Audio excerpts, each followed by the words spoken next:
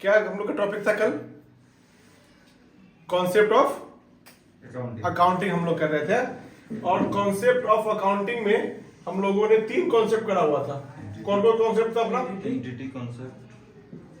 Concept of accounting में पहला हमारा था कौन सा कॉन्सेप्ट? एंटिटी कॉन्सेप्ट, है ना। और दूसरा कॉन्सेप्ट क्या हो गया था हम लोग का? Ongoing concern. और तीसरा पीरियोडिक कॉन्सेप्ट। ठीक है, 3 कॉन्सेप्ट हम लोग डिस्कस करा था। पहला क्या था हमारा? एंटिटी कॉन्सेप्ट, दूसरा ऑनगोइंग कंसर्न कॉन्सेप्ट और तीसरा पीरियोडिक कॉन्सेप्ट। अकाउंटिंग सीखने के लिए पहले आपका कॉन्सेप्ट का समझना बहुत जरूरी है। आपको कॉन्सेप्ट क्लियर होगा, कॉन्सेप्ट समझ में आएगा, तभी जाकर हम लोग उस हिसाब से काउंटिंग कर पाएंगे। एंटिटी कॉन्सेप्ट में क्या था हमारा? क्या कॉन्सेप्ट है एंटिटी कॉन्सेप्ट? कि हर एक ऑर्गेनाइजेशन, हर एक बिजनेस, जितने भी फॉर्म होंगे, जितने भी कंपनीज होंगे, उसका खुद का अपना एक क्या है? अस्तित्व है, उसकी अपनी एक पहचान है, उसका अपना एक नाम है, उसकी अपनी एक साख है। और उस आर्टिफिशियल एक वो माना जाएगा कि वो आर्टिफिशियल तरीके से बनाया गया क्या हमारा? एंटिटी। इसीलिए मैंने कहा कि उसके प्रोप्राइटर हो, उसके पार्टनर्स हो, उसके डायरेक्टर्स हो, जो भी हो, आपको उस एंटिटी से अलग करके सोचना है। और एक अकाउंटिंग करने वाला अकाउंटेंट जो है वो किसके रेफरेंस में सोचेगा? वो सोचेगा एंटिटी के रेफरेंस में सोचेगा, वो एंटिटी के रेफरेंस में सोचेगा। इसीलिए अगर मैंने आपको कुछ केस बताया कि अगर मान लो कि प्रोप्राइटर भी पैसा निकालता है, प्रोप्राइटर कोई सामान विड्रॉ करता है, तो भी आप उसके लिए क्या करोगे? अलग से सेपरेट एंट्री करोगे, सेल करोगे, पेमेंट करोगे, इस तरह से अलग उसको बिहेव करोगे आप। ओके, ऑनगोइंग कंसर्न कि कोई भी एंटिटी जो स्टेबल होता है, उस एंटिटी का कोई टाइम फ्रेम लिमिट नहीं होता है। कोई भी बिजनेस, छोटा सा भी व्यापारिक बिजनेस शुरू करता है तो क्या वो सोचता है कि 10 साल, 5 साल, 3 साल, 2 साल, 1 साल? नहीं। वो तो ये बल्कि सोचता है कि ये हमेशा रहेगा। एक जरा भी उसके दिमाग में नहीं जाता है कि मरने के बाद क्या होगा, है ना। कभी कभी देखते हो कि एकदम बूढ़ा है, एकदम अब वो करीब है कि अब दुनिया चला जाए, फिर भी दुकान में बैठा हुआ है। क्योंकि एंटिटी जो है अपने आप में क्या है? वो अनिश्चित समय तक चलने वाला एक प्रक्रिया है। हाँ, उसको चलाने वाला, मैनेज करने वाला, मैनेजमेंट किस तरह का है, मैनेजमेंट के हिसाब से वो बिजनेस कभी कभी डूब जाता है, बंद हो जाता है, तो वो मैनेजमेंट की वजह से होता है। लेकिन खुद में एंटिटी क्या है हमारा? इसीलिए आप देखते होंगे सिंस 1990 किसी कोई कंपनी लिखता होगा सिंस, मतलब 200 साल पुरानी कंपनी। कितने जनरेशन, कई जनरेशन आए और चले गए, लेकिन वो एंटिटी क्या है हमारा? सेम है, हमारा स्टेबल है। ठीक है, ऑर्गेनाइजेशनल स्ट्रक्चरल उसका चेंज आया होगा, बड़ी हुई होगी ऑर्गेनाइजेशनल, उसके अंदर कुछ बदलाव आए होंगे, लेकिन वो एंटिटी हमारा क्या है? सेम है। और इसी वजह से एंटिटी कॉन्सेप्ट में हमेशा चलने वाला प्रक्रिया है। इसीलिए कभी कभी आप सुनते हो कंपनी क्या हो गया, दूसरे ने उस कंपनी को खरीद लिया। एंटिटी रहता है, बस वो एंटिटी हमारा क्या हो गया? उसके मैनेजमेंट, उसका पूरा मैनेजमेंट, उसके जो डायरेक्टर्स थे वो क्या हुआ? चेंज हो गया। लेकिन एंटिटी जो अपने आप में जो एंटिटी है वो तो हमारा है ही हमारा। ओके, थर्ड क्या था हमारा? Periodic concept. इसमें क्या था? एंटिटी जब हमारा एक अनिश्चित समय तक चलने वाला प्रक्रिया है, इसका अवधि फिक्स नहीं है, तो हम लोग एक उसमें से अवधि को निर्धारण करते हैं और ये पता करते हैं कि उस खास अवधि में हमारे बिजनेस का पोजीशन कैसा रहा। हमेशा चलने वाला प्रक्रिया है, तो उस खास अवधि में, मैंने एग्जांपल एक अपने लाइफ सर्कल से हम साइकिल से दिया था। कोई इंसान अगर ज्यादा जीना चाहता है या हमेशा अच्छे से जीना चाहता है तो वो क्या करता है? चेकअप कराता है, हमेशा बॉडी चेकअप कराता है, हमेशा जाकर कुछ भी ज्यादा सब डॉक्टर से मिलता है। तो उसी तरह से कंपनी भी हमेशा एंटिटी अगर चलते रहना है तो उसको भी बीच बीच में चेकअप करते रहना है। तो उसका एक टाइम फ्रेम, मैंने उसको किस कॉन्टेक्स्ट में लिया था? इस पूरे देश के कॉन्टेक्स्ट में लिया था कि ये देश हमारा, इंडिया भी हमारा अपने आप में क्या है? एक एंटिटी है ना। तो इस देश का, इस एंटिटी का भी एक अपना क्या होगा? इसका भी अपना अस्तित्व है, इसका भी, ये भी हमेशा चलने वाला प्रक्रिया है, ये भी एक, इसका भी टाइम फ्रेम सेट करेंगे। तो गवर्नमेंट हमारा, हमारी जो गवर्नमेंट हमारे देश की, वो अपने एंटिटी के लिए कौन सा डेट तय की है? 1/4 है ना।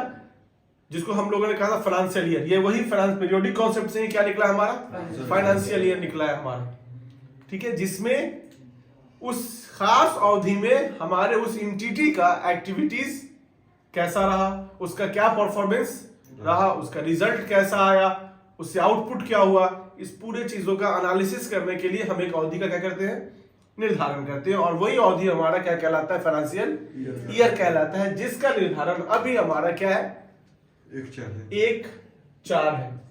ये मतलब स्टैंडर्ड है। अगर कोई व्यापारी अपने लेवल पर रखना चाहे, दिवाली टू दिवाली पूजा करके, लक्ष्मी पूजा करके करना चाहे, कोई इशू नहीं है, वो अपने लेवल पे कर सकता है। लेकिन गवर्नमेंट जो एंटिटी, इंडिया का जो अपना एंटिटी है और उसने जो तय किया है, इसीलिए मैक्सिमम लोग भी अपने फाइनेंशियल ईयर को वही रखते हैं, चूंकि वो किसके कॉन्टेक्स्ट में काम कर रहे हैं, गवर्नमेंट का जो नोटिफिकेशन है, गवर्नमेंट जो उसके लिए रूल बनाती है, उसके हिसाब से वर्क करते हैं, इसीलिए वो उसको भी क्या करना है, उसी को फॉलो करना है। हाँ, प्रोप्राइटरशिप में ऐसा नहीं होता, प्रोप्राइटरशिप में खाता चेंज कर देंगे पूजा करके, क्योंकि उसका ITR GST का मामला है, बहुत कम होता है, बहुत ज्यादा नहीं होता है, तो ये अपना अलग से खाता चेंज कर रहे हैं, और उसका जो वर्क करने वाला, जो अकाउंटिंग करने वाला है, वो अलग से कर रहा है, ठीक है, ओके। तो ये पीरियोडिक कॉन्सेप्ट हमारा कब से था, किसी भी साल के 1/4 से, और इसी में मैंने आपको कहा था कि आप तीनों लिख लीजिएगा, प्रीवियस, करंट और नेक्स्ट। और ज्यादा फ्रीक्वेंटली इसको अपने पोजीशन को चेक कर रहा है, तो फिर क्या करेगा ये, तो फिर ये इसको क्वार्टरली कर लेगा, हाफ ईयरली, क्वार्टरली, मंथली कर लेगा। तो अक्सर कम से कम क्वार्टरली का कॉन्सेप्ट आपको लेके चलना है कि इसमें कितने क्वार्टर हो जाएंगे एक फाइनेंशियल ईयर में, एक फाइनेंशियल ईयर में कितने क्वार्टर होंगे, 4 क्वार्टर हो जाएंगे हमारा, है ना। और वो 3-3 महीने में क्या होगा, हमारा डिस्ट्रीब्यूट हो जाएगा 3-3 महीने में। तो क्या क्या था हमारा, फर्स्ट क्वार्टर क्या था, पूरा फाइनेंशियल ईयर क्या है, अगर करंट फाइनेंशियल ईयर की बात करें तो करंट हमारा FY क्या है, हमारा 1/4, करंट FY क्या है हमारा, 1/4/24 टू 31/3/2025, 31/3, ये करंट है, ये करंट है, ये करंट फाइनेंशियल ईयर है कि नेक्स्ट फाइनेंशियल ईयर है,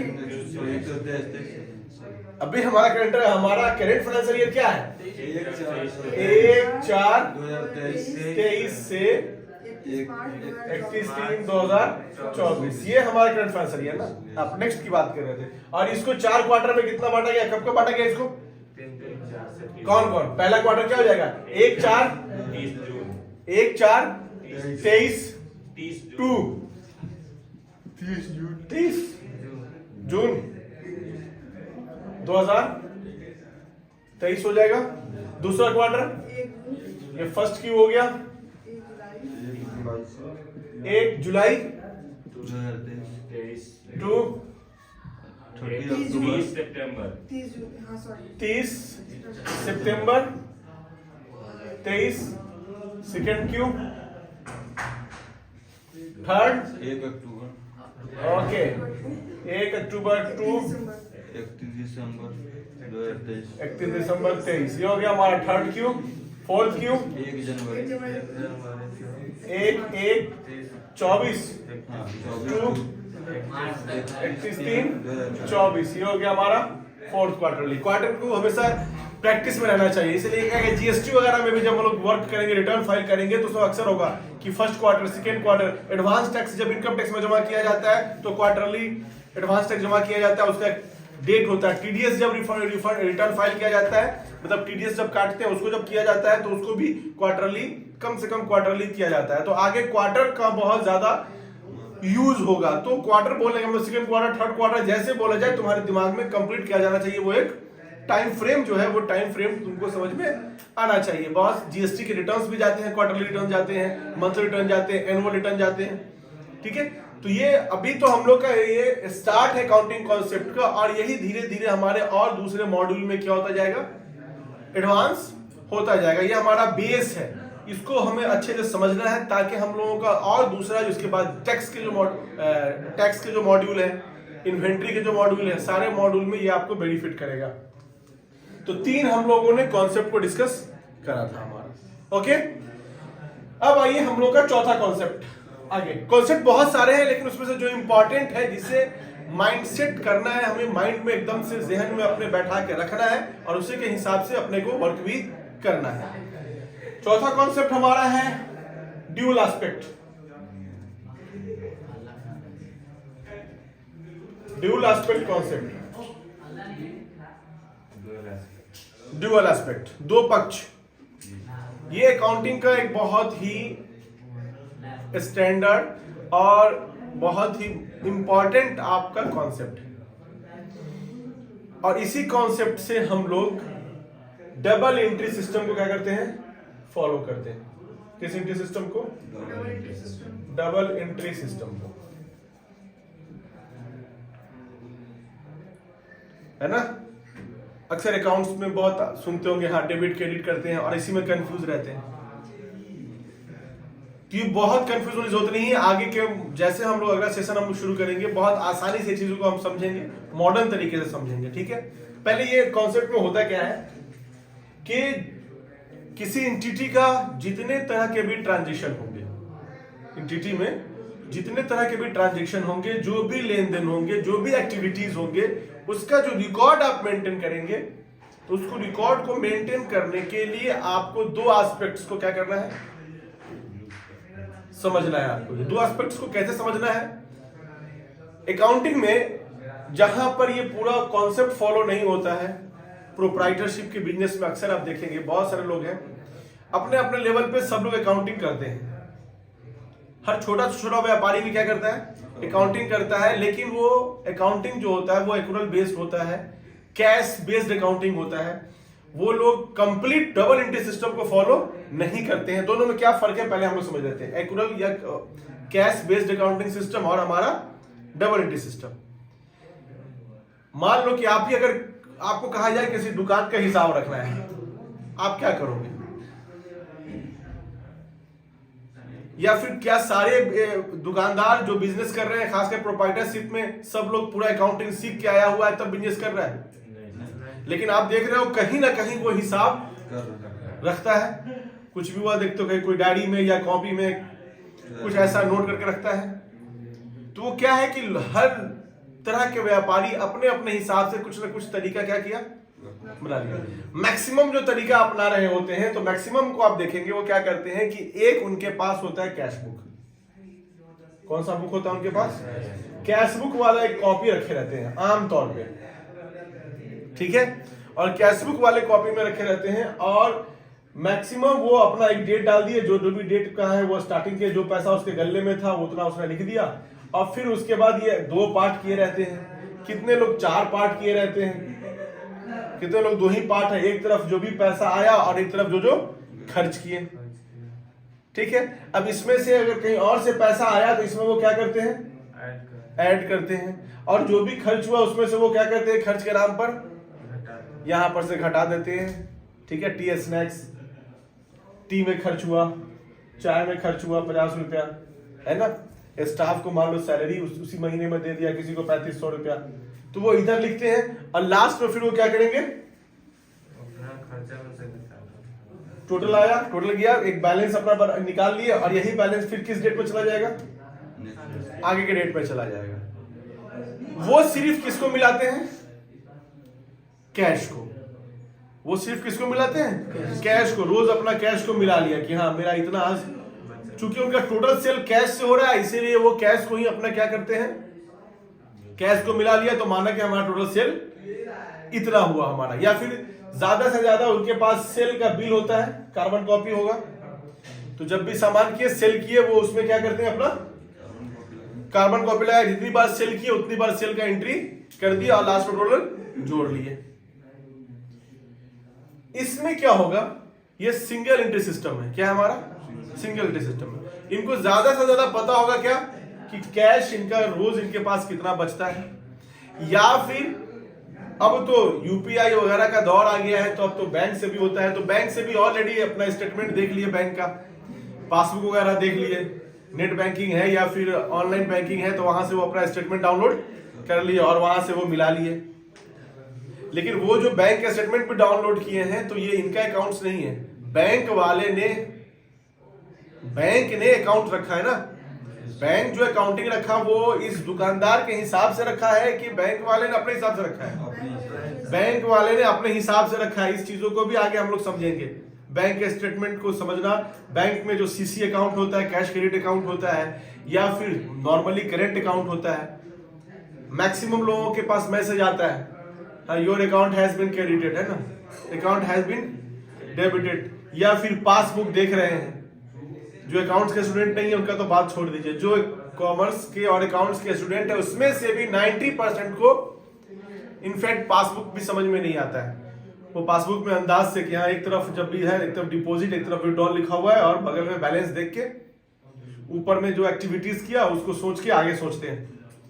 मतलब वो खुद उसको समझ नहीं रहे हैं कि एक्चुअली वो बैलेंस जो डेबिट क्रेडिट कर रहा है वो किस कॉन्सेप्ट से कर रहा है। सबसे पहले तो बैंक किस हिसाब से कर रहा है? अपने हिसाब से कर रहा है। लेकिन एक आम आदमी सोचता है कि मेरे लिए पासबुक प्रिंट आउट कराया और खुश हो गया। ठीक है, बैंक आपके हिसाब से कुछ नहीं कर रहा है। बैंक कंप्लीट अपना अकाउंटिंग कर रहा है, अपने हिसाब से अकाउंट्स मेंटेन कर रहा है। और आपको आपका लेजर जो वो खाता खोले हुए ना, खाता खोलता है ना, वो आपका जो खाता खोला उस खाता को क्या करता है? प्रिंट आउट करके दे देता है आपको। ठीक है, या स्टेटमेंट निकाल लेते हैं या फिर आप डाउनलोड कर लेते हैं। खैर वो भी आगे हम लोग को टॉपिक है। तो कैश सिर्फ मिला दिया आपने, कैश उसका मिल गया, बैंक का चलो स्टेटमेंट है, बैंक मिल गया। लेकिन ये डबल एंट्री सिस्टम यहां से कैसे होगा और सिंगल कैसे? अगर इस व्यापारी से 10 दिन के बाद अगर आप पूछेंगे कि भाई आप ये बताओ कि टोटल चाय में आपका कितना एक्सपेंस हुआ, या आप मोबाइल रिचार्ज कितने का कराए हैं, या आपने अभी तक कितनी सैलरी दे दिए हैं, अगर आप पूछोगे और उस पर प्रेशर डालोगे तो वो निकालेगा। कैसे निकालेगा? क्या करेगा? जिस पेज पलटेगा और हर पेज में वो जाके चेक करेगा चाय कहां कहां पर, टी एक्सपेंस कहां कहां पर लिखा हुआ है, और हर एक दिन 2 दिन के बाद वो जोड़ के कहीं ना कहीं जोड़ कर बताएगा कि इस पूरे महीने में चाय पर इतना खर्च हुआ है। ठीक है, आप उससे किसी भी अकाउंट के डिटेल को मांगेंगे तो फिर वो अकाउंट का डिटेल निकालने के लिए क्या करेगा? 1 by 1 निकालना पड़ा है। कारण क्या है कि यहां पर वो कैश जो बुक मेंटेन कर रहा था, इसका मतलब है कि वो सिर्फ किसका अकाउंट मेंटेन कर रहा था? सिर्फ कैश का मेंटेन कर रहा था। कैश पता है उसको, कैश के अलावा कोई भी दूसरा अकाउंट, कोई भी दूसरा रिपोर्ट नहीं पता है उसको। यहीं पे डबल क्या होता? जिस समय आपका टी एक्सपेंस हुआ था उसी समय आप इसको 2 जगह चढ़ाते, एक और आप खाता खोल लेते। किस नाम से? टी के एक्सपेंस के नाम से खाता खोल लेते। और आपका जैसे ही चाय में 50 रुपया खर्च हुआ तो चलो एक आप कैश बुक में चढ़ाए, क्या कि आपका ये 50 रुपया कहां से घटा? कैश से घटा। और एक और आप टी में चढ़ा देते कि भाई जो भी डेट आपका था यहां पर 10/5, तो 10/5 में कैश से हमारा 50 रुपए का क्या हुआ? टी। ठीक है, अब जब जब एक्सपेंस हुआ, अगले दिन हुआ चाय में या फिर उसके एक दिन और बाद हुआ, तो फिर आप यहां भी क्या करते जाओगे? यहाँ पे डेट जलाकर। और अच्छा अगर करना है तो यहाँ पर लिख दो, फिर 50 रुपया बैलेंस 50, फिर ये 50 जुड़ के 100। वो सब हम तरीका भी बताएंगे कैसे करना है। तो जब आप उसी चाय का एंट्री, चाय एक्सपेंस का एंट्री आप किधर क्या कर रहे हो? एक कैश में भी चला रहे हो और एक उसका खुद अकाउंट खोल के अकाउंट में भी चला रहे हो। ये कहलाता है हमारा क्या? Double entry system. क्या कहलाता है हमारा ये? Double entry system. अब ये डबल एंट्री सिस्टम को मेंटेन करने के लिए आपका यहां पर टी एक्सपेंस पे चढ़ा रहे हैं, कैश है तो कैश आप कह रहे हो कि सर कैश हमारा आ भी रहा है और कैश हमारा खर्च भी हो रहा है, जा भी रहा है हमारा। तो आने जाने के लिए यहां पे आपने 2 कॉलम करा। लेकिन इसको मेंटेन करने के लिए हम मैथमेटिकल 2 टूल यूज करते हैं। क्या करते हैं?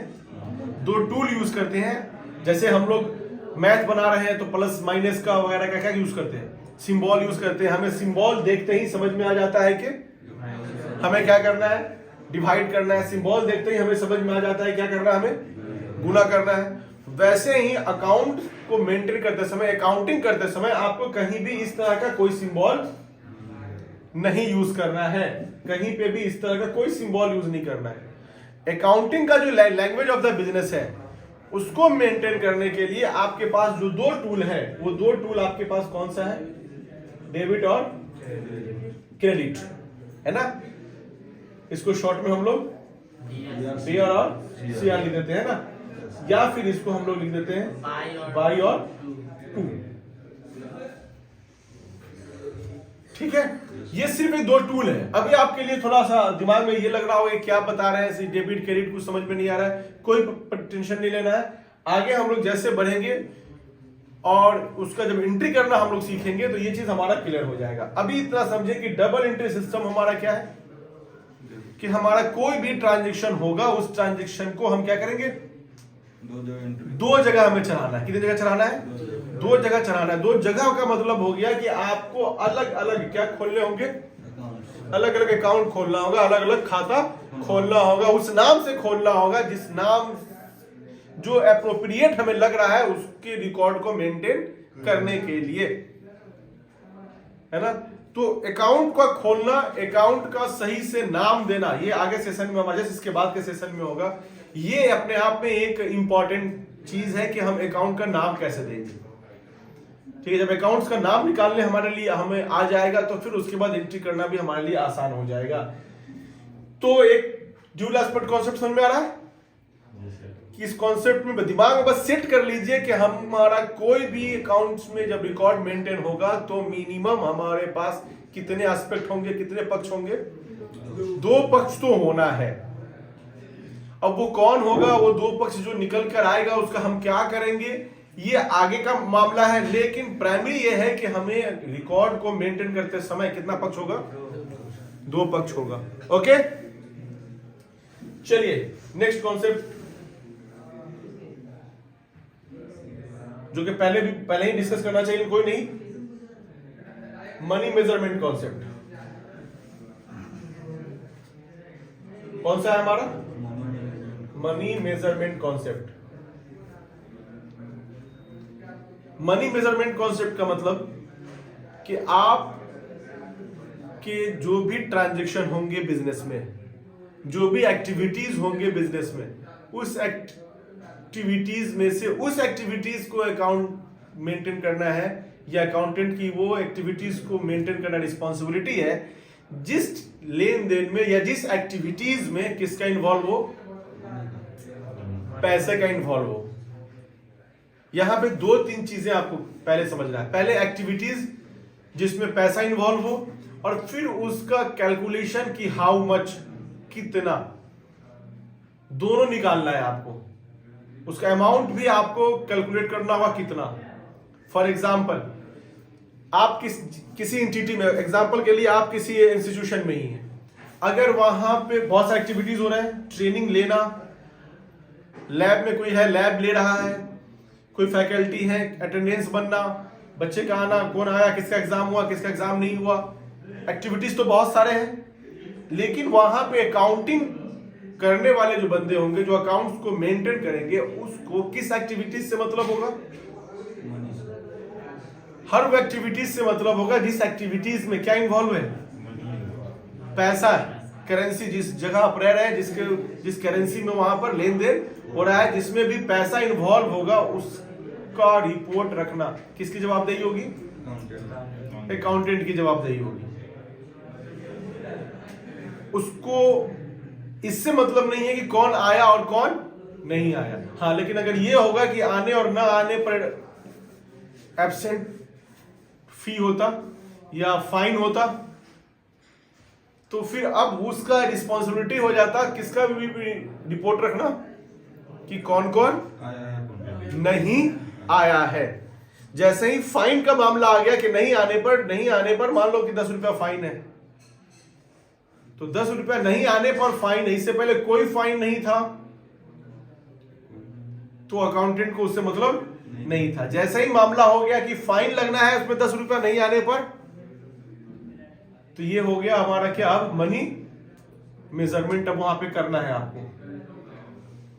तो अकाउंटिंग करने के लिए आपको ये चीजें माइंड में रखना होगा कि हम उस एंटिटी में से ऐसा कौन सा ट्रांजैक्शन है जिसको मनी में मेजरमेंट कर सकते हैं और कौन सा ट्रांजेक्शन है जिसको नहीं कर सकते हैं, ये एबिलिटी आपको खुद पैदा करना होगा। चूंकि मैंने इससे पहले भी कहा है कि जब आप अकाउंटिंग करेंगे, आगे भी इस पर डिस्कस हम लोग करेंगे कि जब आप अकाउंटिंग करेंगे तो आपको कोई गाइडलाइन नहीं करेगा, आपके लिए कोई अच्छे से पहले से हर चीजों को लिख कर नहीं रखेगा कि आप आओगे बोलो कि हाँ कि ये एंट्री तुम कर दो। अक्सर अकाउंट्स जो पढ़ रहे हैं उनके साथ ये दिक्कत है, उनको हमेशा 10, 15, 20 क्या मिलता है, क्वेश्चन है ना, वो मिलता है, ट्रांजैक्शन मिलता है और वो लिखा हुआ रहता है और उसको कहा जाता है कि इसका तुम क्या कर दो, एंट्री कर दो, जिसको हम लोग कहते हैं भाई जर्नल एंट्री बना दो। ये भी अपने आप में गलत है। तो आपको हमेशा लिखा हुआ ट्रांजैक्शन मिलता है और आप क्या करते हैं, उसका एंट्री करने का आप समझते हैं। रियल में, प्रैक्टिकल में ऐसा कुछ भी नहीं है। प्रैक्टिकल में आपको कहीं भी कुछ भी लिखा हुआ नहीं मिलेगा। अब कैसे मिलेगा हमें, वहां पे तरीका क्या होगा, हम कैसे वहां का अकाउंटिंग करेंगे, कैसे हम वहां से ट्रांजैक्शन आइडेंटिफाई करेंगे, ये सारी चीजें हम लोगों को आगे समझना है एकदम फ्रेश तरीके से, कि कुछ भी हमें नहीं आता है, हम जहां जा रहे हैं वहां कोई बताने वाला भी नहीं है, आपको हर चीज को कैसे एनालिसिस करना है। इसीलिए हम आप लोग पहले एक्सेल को डिस्कस किया है कि आप जब वर्क करोगे तो आप अपने इस नीड को पूरा करने के लिए आपको एक्सेल की बहुत जरूरत पड़ेगी। आप आवश्यकता के हिसाब से डिफरेंट टाइप्स के भाउचर को, डिफरेंट टाइप्स के स्लिप वगैरह को क्या करना होगा, प्रिंट आउट निकाल के रखना होगा या फिर प्रिंट आउट करा के मंगवाना होगा, और जहां पे जरूरत है वहां पर आप वो भाउचर्स क्या करना होगा। इसलिए कि आप कोई भी जो एंट्री करेंगे, हर एंट्री का आपके पास क्या होना चाहिए, प्रूफ भाउचर, मतलब प्रमाणक उसको हिंदी में कहते हैं। वो भाउचर एक्चुअली आपके रिकॉर्ड को मेंटेन करने का क्या है, प्रमाण पत्र है। आप कोई भी ऐसा रिकॉर्ड नहीं रखेंगे जिसका प्रूफ आपके पास नहीं हो। अब या तो प्रूफ तुम्हें जहां से एक्टिविटीज होगा वहां से प्रूफ मिलेगा, या फिर अगर नहीं मिल रहा है, बहुत ऐसा होगा जहां प्रूफ नहीं मिलेगा। एक चाय वाला तुम्हें कुछ नहीं दे रहा है, एक मान लो ठेले से आपने सामान मंगाया, वो ठेला वाला आपको कुछ नहीं दे रहा है, लेकिन इसका मतलब ये नहीं है कि ठेला वाले को अगर आपने 300 रुपया अभी कोई सामान मंगवाया ट्रांसपोर्ट से, 300 रुपया दिया, तो अब आप उसका कोई कागज नहीं है तो आप 300 रुपये का एंट्री कर दोगे। आपको क्या करना होगा, एक भाउचर बनाना पड़ेगा उस ठेले वाले का रिकॉर्ड मेंटेन करने के लिए, कैरेज का खर्च का एंट्री करने के लिए पहले एक भाउचर बनाना पड़ेगा, एक स्लिप बनाना पड़ेगा जिसमें आप लिखेंगे उस चीजों को, और फिर उसके बाद या तो ठेले वाले से या फिर आपका उसका जो अथोराइज सिग्नेटरी, वहां जो अथोराइज पर्सन होगा, जो जिसके प्रति आप जवाबदेह हैं, जो आपसे पूछेगा कि ये एंट्री क्यों की हो या एंट्री किस चीज का है, आप उसी पर्सन से क्या करोगे, अथोराइज करा लोगे, उससे उस भाउचर पे साइन करवा लोगे, तब जाकर वो भाउचर, फिर तब जाकर तुम क्या करोगे, एंट्री करोगे। एक्सेल की बहुत जरूरत है, आपको एक्सेल का इस्तेमाल करना पड़ेगा। और रियल में भी है, जो कॉमर्स का सब्जेक्ट पढ़ते हैं ना, उनको 11th में ही part A part B accounting, और फिर उसके बाद एक पेपर कर दिया कंप्यूटर का भी, नहीं है, नहीं है बुक में है, बट 99% उस पॉइंट को पढ़ते ही नहीं है। आप एग्जाम में का, इसका मतलब आपने सही क्वेश्चन में नहीं देखा। आपके एग्जाम के क्वेश्चन में, जो एग्जाम देते हो उसमें क्वेश्चन में उस पार्ट से भी क्या होता है, क्वेश्चन होता है, लेकिन आप उसको स्किप कर देते हो। ठीक है, या करके होता ना, और तो और वाला वो पार्ट आप छोड़ देते हो। अकाउंटिंग बगैर कंप्यूटर के, आज के सिनेरियो में अकाउंटिंग बगैर कंप्यूटराइज अकाउंटिंग सीखे हुए पॉसिबल नहीं है। आपके सिलेबस में इसीलिए सब्जेक्ट में डाल दिया है। जाकर पार्ट बी देखिएगा, अपने बुक का क्या देखिएगा, पार्ट बी देखिएगा, जो अकाउंट्स पढ़ चुके हैं। अफसोस नहीं है कि आप पढ़े हैं, आपको अपने बुक्स में दिया हुआ चैप्टर भी नहीं पता है, उसमें कंप्यूटर का पार्ट है। डाटाबेस, एक्सेल का जिक्र है, डाटाबेस, बहुत सारे अभी के बुक्स में तो टैली वैली, अकाउंटिंग सॉफ्टवेयर्स वगैरह सारे चीजों का उसमें बाजाबता डिस्क्रिप्शन है, डिटेल है बुक्स में। लेकिन यहाँ पे उस चीजों को इग्नोर किया जाता है, क्योंकि हम लोग को तो पहले ही अकाउंटिंग सिखाया जाता है। किस लिए? एग्जाम को पास करने के लिए। कॉमर्स सब्जेक्ट हम लोग लेते ही हैं, मिडिल क्लास फैमिली के हैं, फाइनेंशियली कमजोर है, साइंस ले नहीं सकते हैं, या फिर दिमाग से कमजोर है, किसी न किसी चीज से कमजोर है, चाहे पैसे से हो या दिमाग से हो, जो आप मान लेते हो, तो उसके बाद क्या बचता है? कॉमर्स ले लेते हैं नहीं, और बहुत कमजोर है तो आर्ट्स ले लेते हैं। ठीक, तो उसमें बाजाब्ते आपके चैप्टर्स हैं कंप्यूटर से रिलेटेड, सॉफ्टवेयर से रिलेटेड, इसलिए कि बगैर उसके आपका गुजारा नहीं है। आप एक भी एंट्री पास करोगे, हर एंट्री के लिए आपके पास क्या होना चाहिए? वाउचर होना चाहिए। अब ये चीजें हम लोगों ने इसीलिए पहले एक्सेल में वाउचर का फॉर्मेट बनाना, वाउचर का डिजाइन बनाना हम लोगों ने पहले क्या किया है? इधर बैठो, इधर बैठो, इधर बैठो, तुम्हारी गाड़ी रोज लेट है, चलो सही है। तो वाउचर्स को बनाना, तो ऐसा नहीं कि एक्सेल जो आपने सीखा बस आपको लगता हो कि हम एक्सेल ऑप्शन को हमने पढ़ लिया, आपको फिर से जरूरत पड़ना है। इस मॉड्यूल में फिर से आपको एक्सेल की जरूरत पड़ेगी। आपको वाउचर्स क्या करने होंगे? बनाने पड़ेंगे। आपको कुछ सैंपल दिया जाएगा, कुछ आपको पहले भी सैंपल दिया गया था, आपने टैक्स इनवॉइस बनाया था, आपने कुछ 1-2 चालान बनाया था, कोटेशन बनाया था, ऑर्डर हमने आपको कहा था बनाने के लिए। उसी तरह से और भी बहुत सारे दूसरे वाउचर्स भी क्या करने होंगे? आपको बनाने पड़ेंगे। इसलिए कि आप जिस चीज का भी एंट्री करेंगे तो किसी के बोलने से आप एंट्री नहीं करेंगे कि हाँ 500 रुपया उसको दिया गया, इलेक्ट्रिक बिल 1000 जमा हुआ है, मोबाइल इलेक्ट्रिक का रिचार्ज 1000 हुआ है, एंट्री कर दो। मतलब कोई रिचार्ज हुआ कहा और आप एंट्री कर दोगे एक दुकान में, एक ऑफिस में? आप पहले क्या करोगे? एक वाउचर बनाओगे। किस लिए? आजकल तो मीटर रिचार्ज हो रहा है, इलेक्ट्रिक मीटर रिचार्ज के नाम से एक वाउचर बनाओगे जितने रुपए का हुआ है, और जो बंदा वो बोल रहा है, जो एक्टिविटीज जिसने किया है, जो बोल रहा है कि एंट्री कर दो, आप उसी से क्या करोगे? उसी से ऑथराइज सिग्नेचर कराओगे, वही तुम्हारा ऑथराइज सिग्नेचरी है। और सिग्नेचर कराने के बाद फिर आप क्या करोगे? एंट्री करोगे। एंट्री कैसे करेंगे, क्या होगा, वो भी सीखेंगे हम लोग। लेकिन ये प्रोसेस एकदम से कंपलसरी है। आप सोच के देखो ना, उसने कहा और आप एंट्री कर दिए, बाद में वही पूछेगा कि इसका सबूत कैसे एंट्री किए। उसको तो छोड़ो, तुमको खुद याद नहीं होगा। जब तुमको अपना पासवर्ड याद नहीं होता है तो वो एंट्री कहां से याद होगा कि 4 दिन पहले और 10 दिन पहले हम, और याद से कोई फर्क, अकाउंटिंग में याद से तो कोई फर्क पड़ता नहीं है। अकाउंटिंग का मतलब क्या होना चाहिए? हर चीज किस पे होना चाहिए? रिटेन में होना चाहिए। अकाउंटिंग का मतलब है कि वो लिखित में होना चाहिए। और ये नई चीज नहीं है, शुरू से होता आ रहा है ना। और देहात में भी जब भी कोई झगड़ा आपस में, जब गांव देहात में फंसता है तो क्या बोला जाता है? लिखतन के आगे बख्तन नहीं चलेगा। मतलब आप कितना भी बकिए, कितना भी बोलिए, माना क्या जाएगा? लिखित माना जाएगा। और हम लोग रियल में देखते भी हैं, जहां भी कुछ मामला फंसता है, वो कागज का कोई भी छोटा सा कागज में भी लिखा हुआ रहता है ना, तो वही बार बार लाके दिखाएगा, देखो तुम लिखे थे इसमें, आपका लिखा हुआ है। और आप ज्यादा भी दे दिए हैं, वाकई आप सच पे भी है, लेकिन आपने उसका रिकॉर्ड नहीं रखा है, आपने नहीं लिखा है, तो वो है ना, गीता पे कसम, हाथ रख के कसम खाते हैं। अकाउंटिंग में गीता भी नहीं माना जाएगा आपका कि हम उसको इतना रुपया दिए हैं। बाकी चीजों में तो हो भी सकता है कि हमने नजर से देखा है तो उसमें कसम खिला लो, लेकिन पैसे का लेन देन हुआ है तो वहां पर क्या होना चाहिए? लिखित में होना चाहिए।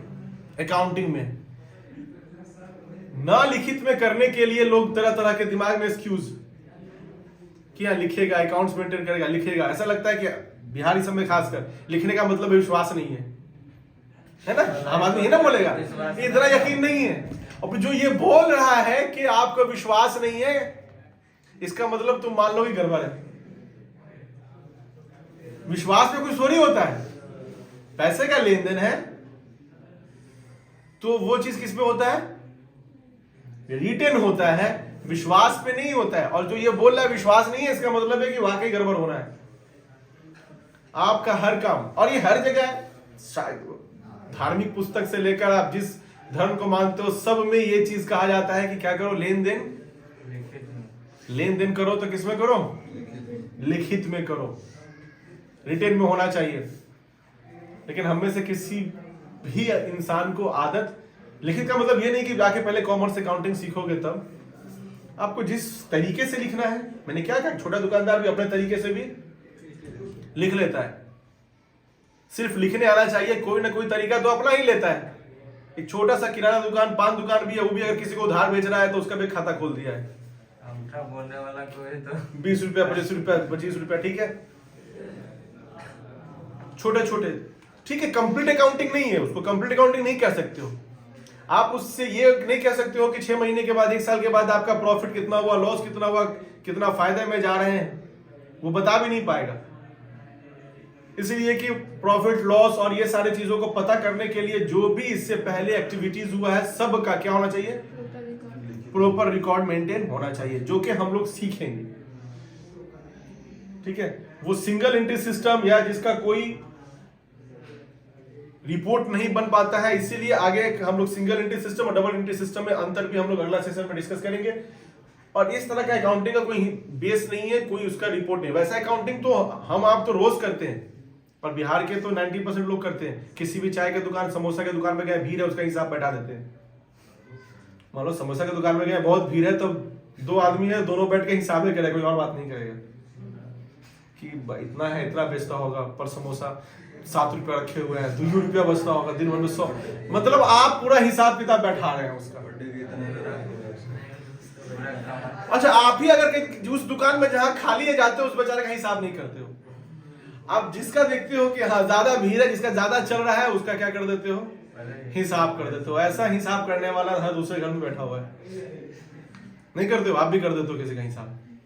पता नहीं, यहाँ आते हो, यहाँ मेरा हिसाब बैठा देते हो आप लोग, खाली बैठे रहते होगे तो सर पर स्टूडेंट इतना, खासकर जब पैसा देते हो तो, ठीक ना। तो वैसा अकाउंटिंग भाई, आप भी थोड़ा देर के लिए क्या कर रहे हो, हाँ माइंड में ही अपना हिसाब किताब बैठा रहे हो, अकाउंटिंग कर रहे हो, है ना। अब तो प्रॉफिट एंड लॉस सब निकाल लेते हो, कितना संपत्ति होगा, थोड़ा देर के लिए अकाउंटेंट बन जाते हैं, कितना उनके पास क्या क्या होगा, ठीक।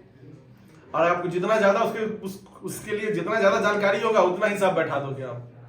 बस सोर्स पता है कि इसका बच्चा बाहर पढ़ रहा है, उसका दूसरा बेटा आया हाथ में एप्पल का मोबाइल लेकर बुलेट से, तुम सारा हिसाब उसी में बैठा रहे हो। पहले मार्जिन कम कर रहे थे, जब देखे कि उसके पास और अगर पता चला कि ये 4 फ्लोर का बिल्डिंग है तो मार्जिन और बढ़ा दोगे ना। ये 2 रुपया नहीं कमा रहा होगा, ये ज्यादा कमा रहा होगा। खैर, तो आप जैसे हिसाब बैठाते हो ना, तो वैसे ही हिसाब कहीं ना कहीं इनकम टैक्स डिपार्टमेंट भी बैठाता है, ईडी भी बैठाता है। और खाली उसको कहीं से सबूत मिला, कहीं से थोड़ा भी रिपोर्ट मिला तो छापा पड़ा। तो रेड ऐसा थोड़ी है कि रेड जो बेचारा हिसाब दे रहा है उसको रेड मारता है। इनकम टैक्स वैसे बहुत लोग हैं कि नहीं भी देते तो भी छापा है। अब अभी उधर भगवानपुर जहाँ पे काला जामुन मिलता है बहुत, उसके यहाँ भी छापा पड़ा था, जो मिठाई बेचता है इधर भगवानपुर है ना, इधर हाजीपुर से आने में, हाजीपुर से जब आओगे, पटना से आओगे तो उस रास्ते में भाई सबसे फेमस है जहाँ पे कुल्हड़ चाय और ये मिलता है। 2 दिन तक उसके यहाँ छापा पड़ा। क्या है तो होटल है, ठीक है, बहुत है। जीएसटी वाला भी गुजरात में, बस जो ठेला लगा के वो कुलचा और क्या नाम है वो पाव भाजी और ये बेचता था, वहां भी जाहिर सी बात है आप मिलना चाहिए। ये इनकम का सोर्स, मतलब आप कमा कितना रहे हैं उस पर डिपेंड। इनकम टैक्स उस पर ना, इनकम टैक्स का मामला है, उससे ना इनकम टैक्स देना है, ठीक है। चलिए वो हम लोग का आगे टैक्स में जब आएंगे तो डिस्कस करेंगे। तो अकाउंटिंग में ये चीजें हम लोग क्लियर समझ में आ रहा है कि आगे वाउचर से जब हम आएंगे तो उस पर हम लोग ये टॉपिक आएंगे। मनी मेजरमेंट कॉन्सेप्ट हम लोग डिस्कस कर रहे थे। क्या था हमारा मनी मेजरमेंट कॉन्सेप्ट, कि आपको किसी भी एंटिटी के किस एक्टिविटीज को, वो एक्टिविटीज जिसमें इन्वॉल्वमेंट हो, किसका, पैसे का इन्वॉल्वमेंट हो, वैसे को रिकॉर्ड करना है, वैसे रिकॉर्ड को आपको एनालाइज करना है।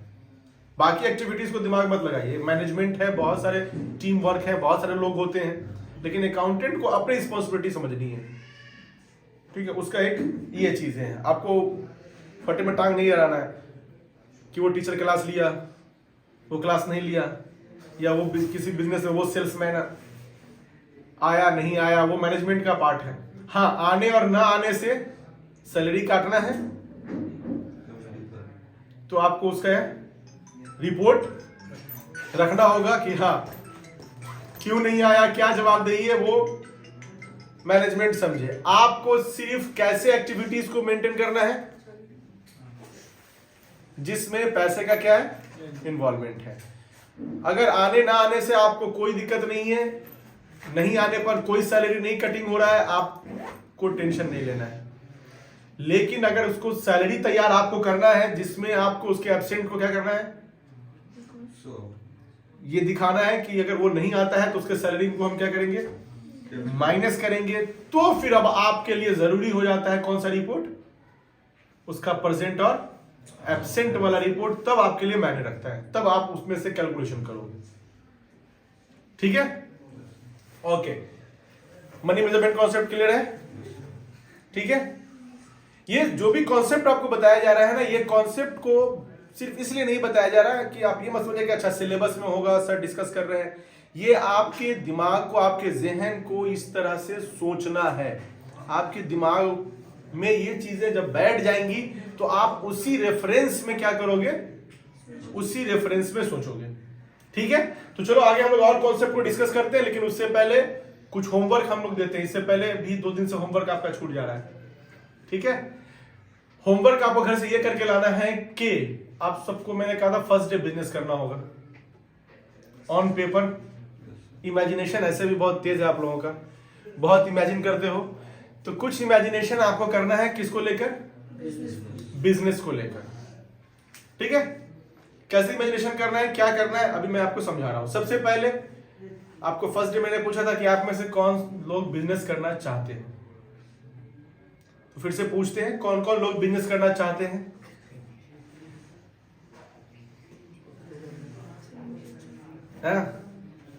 तुम नहीं चाहते हो, तुम नहीं चाहते हो, जॉब कर रहे हो इसीलिए, कुछ नहीं करना चाहते। चलो अच्छा, जिंदगी सूख गया लग रहा है। ओके खैर, तो बिजनेस करना है, ठीक है। और बिजनेस करने के लिए जैसे ही मैंने कहा बिजनेस करना है, तो आपके दिमाग में जो बात गया ना, हाथ तो उठा दियो, लेकिन अंदर से सोच रहे थे पैसा कहां से आएगा। तो उसका सॉल्यूशन मैं कर देता हूं, आपको ट्रिपल आईटी की तरफ से लोन मिलेगा, ठीक है। कोई दान नहीं दे रहा है, डोनेशन नहीं दे रहा है, ठीक है। लोन मिलेगा, और उतना लोन मिलेगा जितने से आपका बिजनेस हो जाए। 2 करोड़, 10 करोड़, 20 करोड़, 50 करोड़, 100 करोड़, 1000 करोड़, जितना भी चाहिए, ओके। आपको मैंने कहा था बिजनेस का नाम सोच के आना है, किया। जगह, किस बैंक में आपके बिजनेस का अकाउंट खुला, ये 3 चीज करके आना था। और आपका जिस बैंक में अकाउंट खुला है उसी के नाम से हम चेक काट के देने वाले हैं।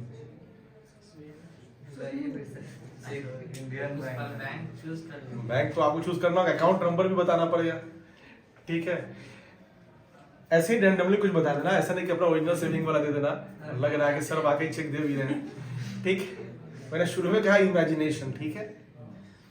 और पूरे इमेजिनेशन, और आप पूरा काउंटिंग जो करते हो, क्या करते हो आप सीखने के दौरान, काम करने में तो रियलिटी होता है, सीखने के दौरान क्या करते हो। आपको राइटर जो बुक्स में देता है वो क्या देता है, बिजनेस स्टार्टेड इतना, गुड्स परचेज, गुड्स सोल्ड, वो एक लिख कर देता है, ये चीज समझाने के लिए कि आप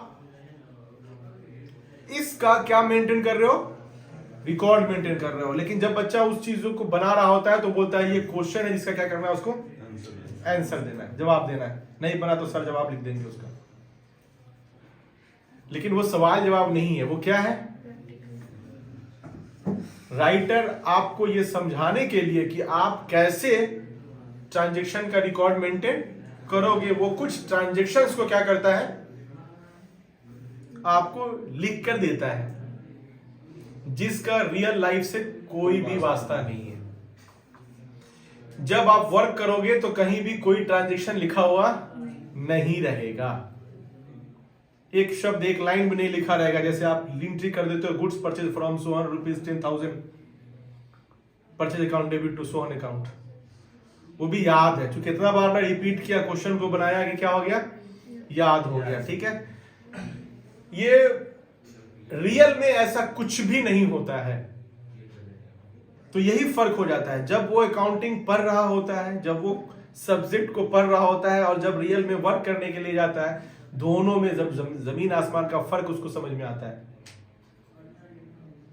तो जरूरत है अपने सिलेबस को भी अपडेट करने की जरूरत है। उसके अलावा जो उस चीजों को सिखा रहा है उसको भी प्रैक्टिकली उसको बताने की जरूरत है। प्रैक्टिकल के नाम पे टीचर बस एक ही चीज कहता है कि भाई क्या करो, आगे जब काम करने के लिए जाओगे तो सीख जाओगे। ज्यादा से ज्यादा कोई बोलेगा टैली सीख लो, क्या सीख लो, टैली सीख लो, है ना। दिमाग पूरा अकाउंटिंग का कॉन्सेप्ट, काम कैसे होता है, क्या काम करते वक्त करना है आपको, कैसे वाउचर बनाने हैं, डे बुक कैसे मेंटेन करना है, किस वाउचर को कैसे ऑथोराइज कराना है, हमारा वाउचर में क्या लिखाएगा, वाउचर का फॉर्मेट क्या होगा, कितने तरह के वाउचर्स होंगे।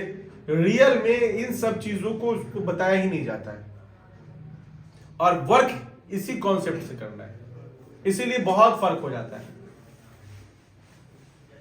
और दूसरा रहा सा कैसे पूरा हो जाता है। अगर सब्जेक्ट लिए हुए तो कल भी एक फोन किया, हाँ क्या तुम पीजी किए हुए, सर टैली कितने दिन में सीख जाएंगे।